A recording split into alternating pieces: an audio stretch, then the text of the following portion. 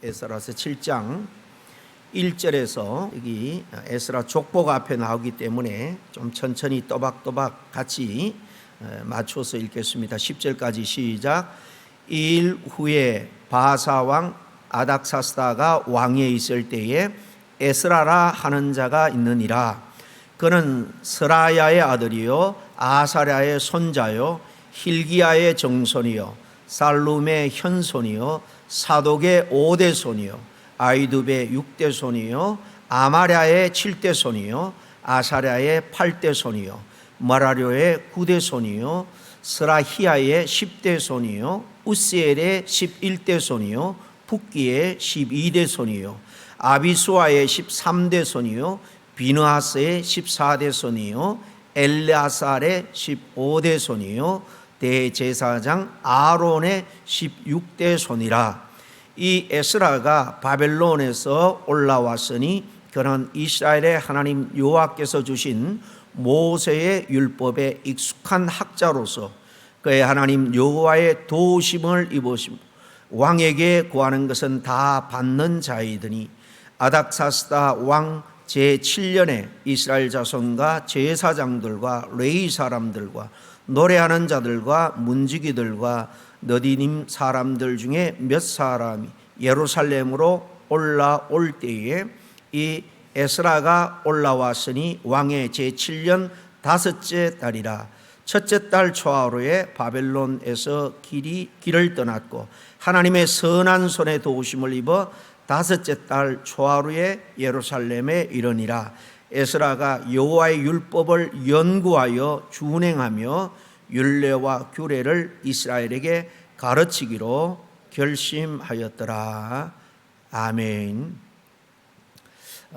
오늘 1절에 보면 에스라에 대해서 나오죠. 특별히 2절부터는 그가 바로 누구의 자손인가? 대제사장 아론의 16대 손이다.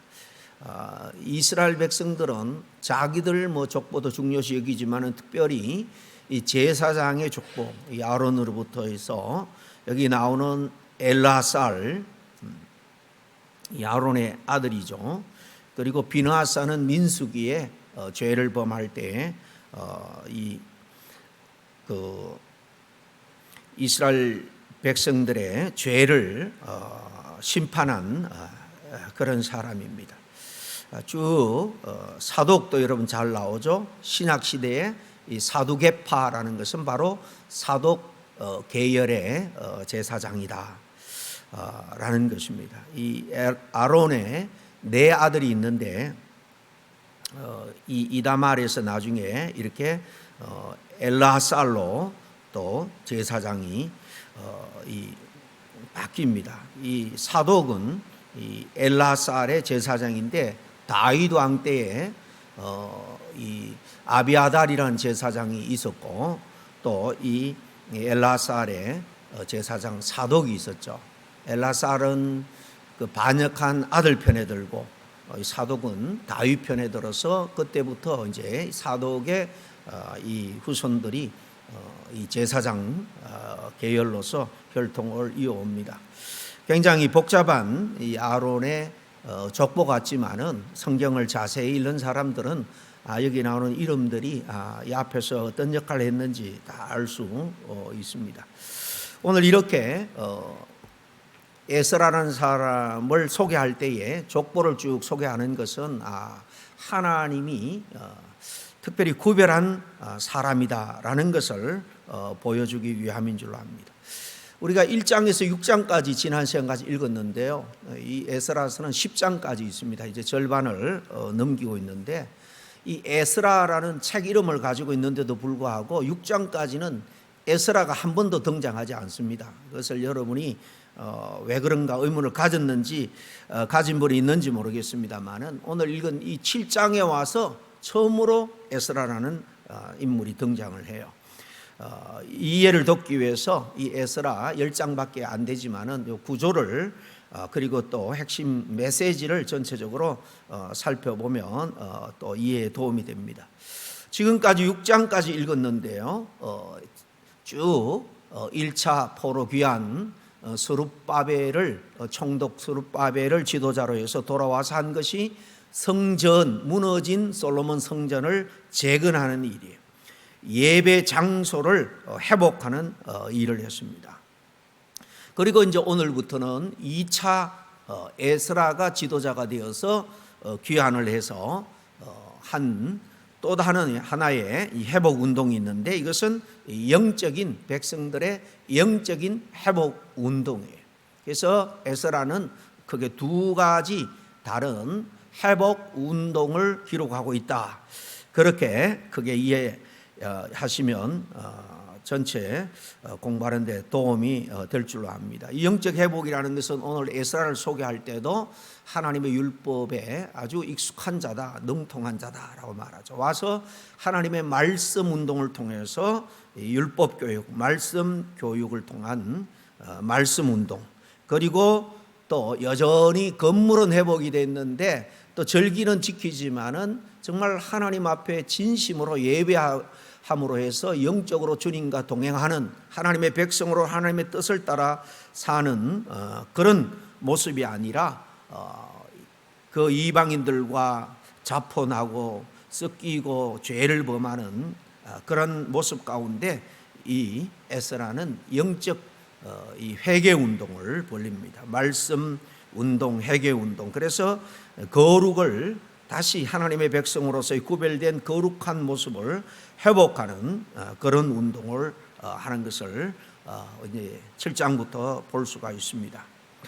여기에 아주 중요한 메시지가 있습니다. 하나님은 단지 외적인 어떤 모양만 갖춘다고 해서 되는 것이 아니다라는 것을 잘 보여줍니다. 하나님은 영적인 회복을 위해서 이 건물, 장소의 재건, 이 회복을 이루신 것이지, 핵심은 이제 이 뒷부분부터 나오는 이 내용들이에요.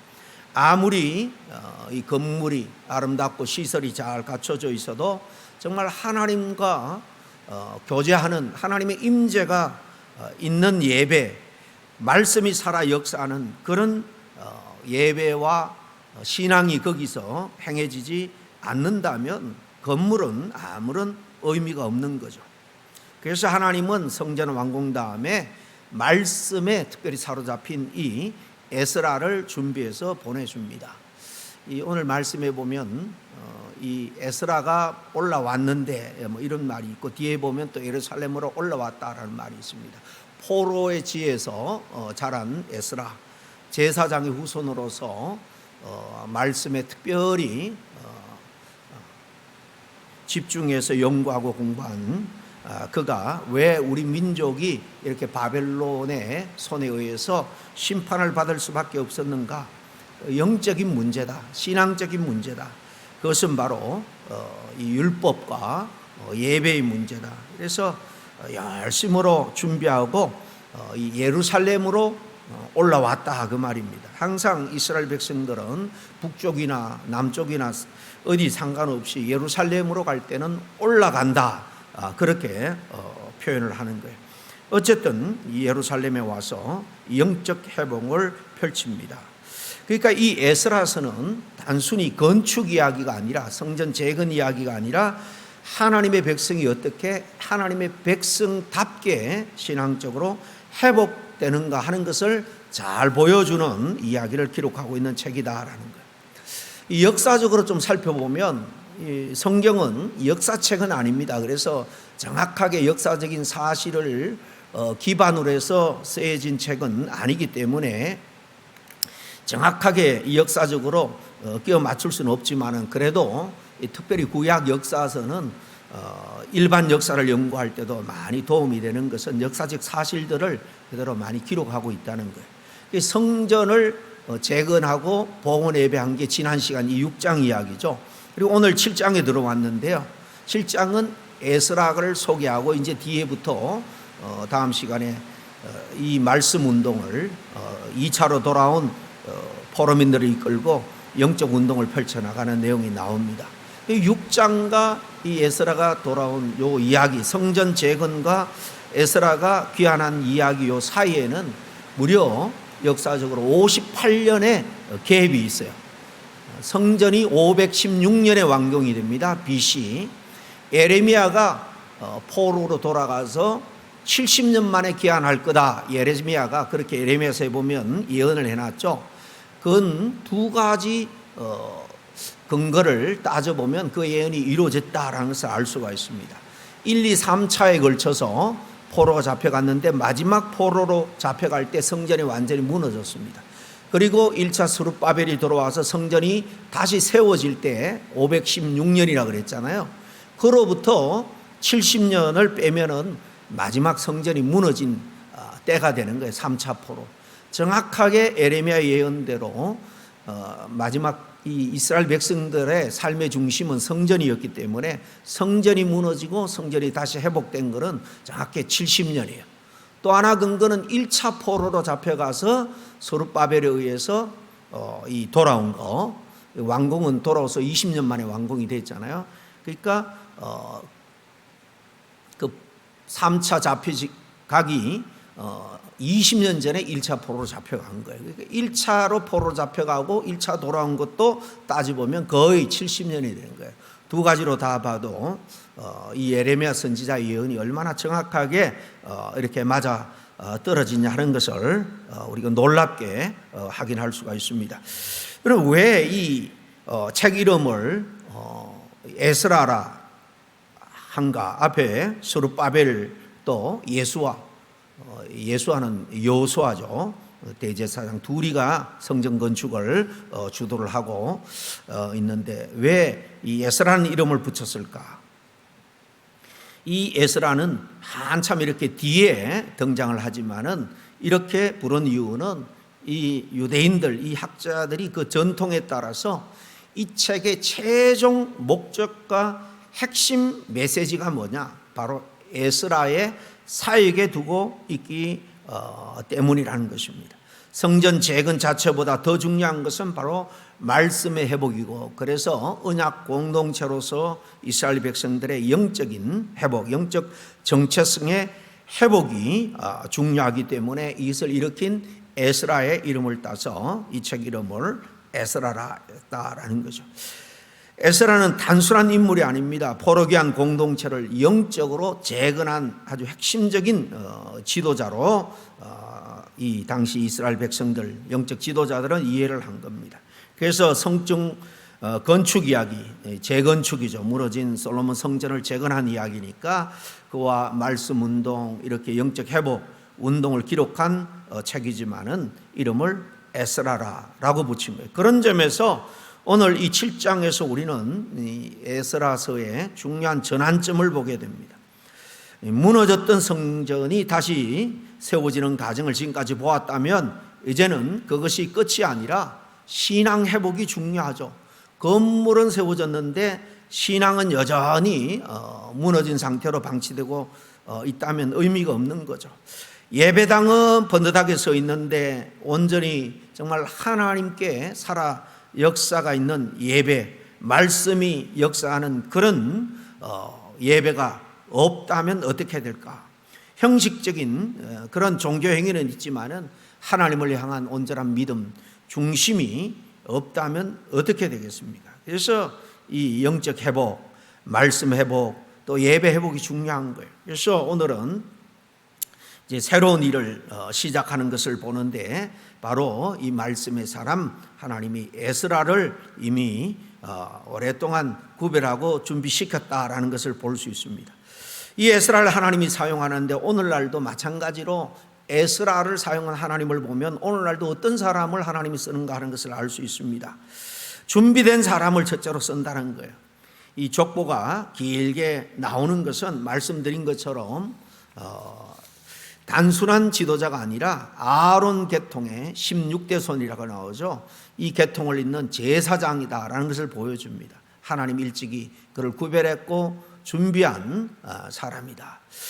오늘 6절에 보면 이 에스라가 바벨론에서 예루살렘으로 올라왔으니 그는 이스라엘 하나님 여호와께서 주신 모세의 율법에 익숙한 학자다라고 소개를 하죠. 익숙하다라는 것은 말 그대로 하나님의 말씀에 율법에 능통했다라는 것입니다. 말씀을 그동안 깊이 연구했고 그래서 능통했다.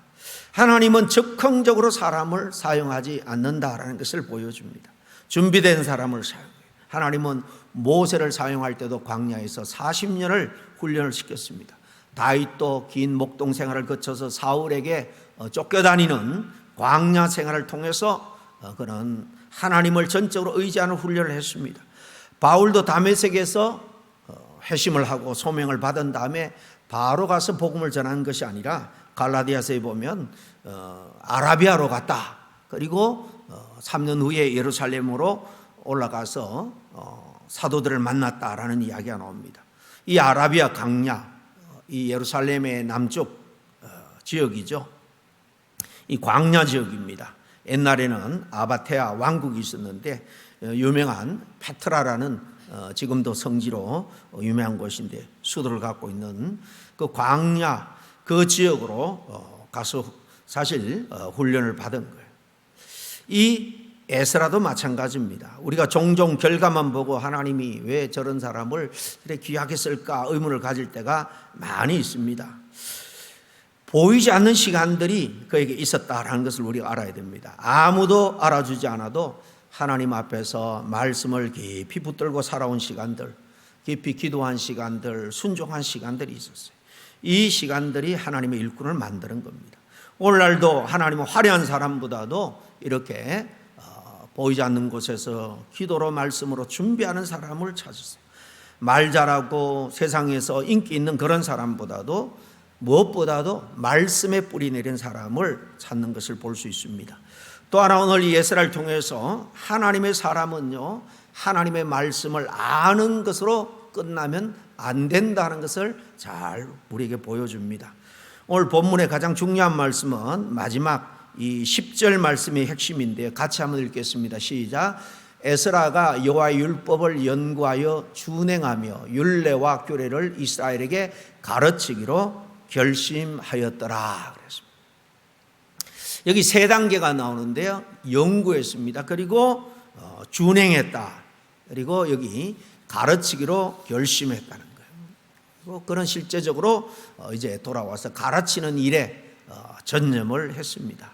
이게 순서가 더 중요한데요. 많은 사람은 뭐 조금 배우고 가서 바로 가르치려는 욕심이 생길 수도 있습니다. 그런데 에스라는 그 중간 단계가 있음을 볼 수 있습니다. 여기 준행했다 그래. 준행하며 말씀대로 살았다라는 거죠. 자기 삶으로 그 말씀을 실천하고 말씀대로 살아냈다는 것입니다. 여러분, 성경 지식과 영성은 꼭 비례하는 것만은 아니에요. 예수님 시대에 바리새인들은 율법 학자들이에요. 늘 율법을 연구하는 사람들입니다. 그런데 예수님은 이 바리새인들을 향해서 독사의 자식들아라고 아주 가장 정말 강한 그런 책망을 합니다. 왜 그러냐? 말씀은 머리에 가득한데 삶으로 조금도 살아내지 못한 거예요. 그리고 말씀으로 남을 비판하고 정죄한 거예요. 오늘날 우리들에게도 마찬가지입니다. 위험한 것은 뭐냐 하면 영적으로 게으른 것, 말씀 생활, 기도 생활에 게으른 것도 문제지만은 열심히 예배드리고 설교 듣고 말씀을 보는데 변화가 없는 거예요. 성경 공부를 하는데 우리 인품, 성품은 그대로인 겁니다. 찬양은 하는데 전혀 용서하는 삶을 살지 않고 기도도 하는데 사랑이 없어요. 하나님의 말씀이 이 머리까지만 온 거예요. 지식으로만 머물러 있고 가슴으로까지, 그래서 생명으로 삶으로 나타나지 않은 겁니다. 그런데도 스스로 잘 믿고 있는 것처럼 착각하는, 이게 사실 위험한 거예요. 개선의 여지가 없는 거죠. 자기가 옳다고 생각하기 때문에. 그러나 에스라는 달랐습니다. 그럼 먼저 자기 자신에게 말씀을 적용했다는 것, 말씀대로 살았다. 이게 진짜 신앙이죠. 마지막 에스라를 통해서 하나 더 볼 수 있는 것은 하나님은 이렇게 말씀에 특별히 헌신하고 결단한 사람을 사용한다는 것입니다. 말씀을 배우는 일에, 말씀대로 살아가는 일에 헌신하기로 결단한 사람을 쓴다는 거죠. 오늘 10절 끝부분에 아주 중요한 표현이 나오죠. 결심하였더라. 이처럼 신앙은 감정만으로 오래가지 못합니다. 결단이 반드시 필요합니다. 에스라는 영적으로 풍성한 그런 시대, 안전한 시대에 산 사람이 아니에요. 백성들은 포로 생활 이후에 영적으로 잠들어 있었습니다. 나태했습니다. 혼합주의가 들어와서 하나님도 섬기고 가나안 땅의 온갖 우상들도 겸하여 섬겼습니다. 세상 문화가 그들 속에 들어와 있었죠. 그런 시대에 에스라는 나는 남들이 다 따라간다고 따라가지 않겠다. 나는 구별하여 하나님께서 하신 말씀대로 내가 손해보더라도 말씀대로 살겠다. 말씀을 또 위해서 내가 헌신하겠다라고 결심한 거예요. 여러분, 세상은 점점 말씀대로 살아가기가 참 어렵습니다. 여러분, 정직하게 살면 손해보는 시대입니다. 손해볼 때 많이 있죠. 거룩하게 산다고 힘쓰면 주변 사람으로부터 이상한 사람이다 손가락질 받을 수도 있습니다. 믿음을 지킨다고 힘쓸 때 저 사람은 참 유두리가 없는 사람, 고집스럽고 그런 사람으로 치부받는 시대입니다. 근데 바로 그런 시대에 하나님은 말씀을 붙들고 고지식하게 사는 그런 사람을 하나님 귀히 여기고 찾고 쓴다는 거예요. 다니엘도 그런 사람이었습니다. 요셉도 그런 사람이었죠. 에스라도 마찬가지입니다. 이런 결단이 우리에게 필요합니다. 좀 더 하나님의 말씀에 좀 더 시간을 내고 말씀을 집중하고 말씀에 하나님께서 내게 주시는 레마의 말씀, 직접 내게 주시는 음성을 듣기를 간구하고 그대로 한번 살아보겠다. 그런 결단이 필요한 겁니다. 여러분, 에스라 한 사람이 이제 등장하면서 이스라엘의 영적인 그런 방향이 완전히 바뀌는 것을 보게 됩니다. 하나님은 언제나 한 사람으로부터 시작해요. 교회도 그렇습니다. 가정도 그래요. 한 사람이 정말로 하나님의 말씀에 붙들리면 전체 분위기가 달라지는 걸 봅니다. 구역장 한 사람이 살아나면 구역이 살아나고요. 또 다른 구역에도 도전을 줍니다. 교회가 전체적으로 살아납니다. 내가 뭘 할 수 있겠나 그렇게 우리가 생각할 때가 많이 있지만은 하나님은 결코 한꺼번에 모든 사람을 다 움직이지 않아요. 소수를 움직여서 점점 영향력을 확대하게 합니다. 먼저 소수를 부르셔서 일한다는 거예요. 중요한 것은 숫자가 아닙니다. 말씀에 붙잡힌 이 한 사람, 에스라 같은 사람이 있을 때에 우리 가정은 변하고 교회는 변하고 세상은 변하게 되는 거예요. 그러면 오늘 이 에스라가 특별히 준비를 많이 하고 유능해서 하나님이 크게 했었냐? 하나님이 도우셔야 되죠. 그래서 오늘 말씀의 6절도 그렇고 7절도 계속 반복해서 나오는 것이 여호와 하나님께서 그를 도우셨다. 하나님의 손으로 도왔다. 그래서 그런 하나님의 도우심을 입었다라는 그런 기록이 반복됩니다. 이게 우리 인생의 가장 축복이죠. 이처럼 하나님의 도우시는 그런 손이 함께하는 사람, 바로 에스라처럼 하나님 앞에 헌신을 결단하는 사람에게 하나님이 돕는 손으로 축복하는 거예요. 오늘 모두가 그런 축복을 누리도록 말씀과 기도 생활을 다시 한번 결단할 수 있는 저와 여러분이 다 될 수 있기를 간절히 바랍니다. 이제 함께 기도하겠습니다. 사랑과 은혜가 많으신 하나님, 오늘 이 에스라의 모습을 통해서 우리 자신들을 돌아볼 수 있는 기회를 주시니 감사합니다. 세상 일에는 열심이었지만 정작 하나님의 말씀, 영적 생활에는 게으르고 나태했던 우리의 모습들을 하나님 용서해 주시옵기를 간절히 소원합니다. 에스라처럼 말씀을 더 깊이 사랑하고 연구하고 그 말씀을 마음에 품고 말씀대로 살기를 결단하는 저희들 되게 하여 주시옵소서.